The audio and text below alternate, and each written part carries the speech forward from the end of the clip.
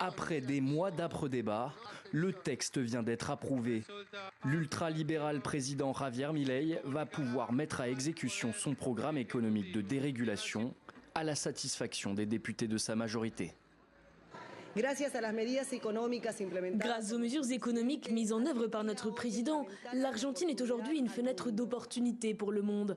Elle est à nouveau considérée comme la destination d'investissement des grands capitaux.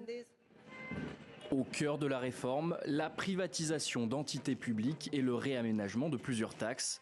Une série de mesures moins étendues que prévu. Le camp de Javier Milei ne dispose que d'une courte majorité parlementaire et se heurte depuis des mois à une forte opposition dans la rue.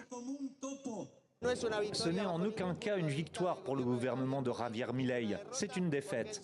En effet, en 6 mois, il s'est révélé que ce gouvernement a appauvri les gens et qu'il n'a pas modifié les castes, comme il avait promis pendant la campagne.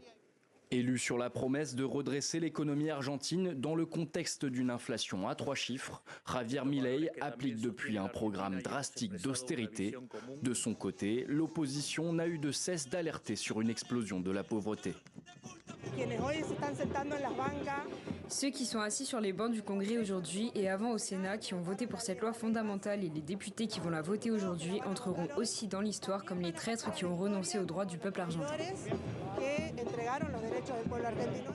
Malgré le choc d'austérité, l'Argentine continue pour l'heure sa plongée dans la récession avec une contraction de 5% du PIB au premier trimestre de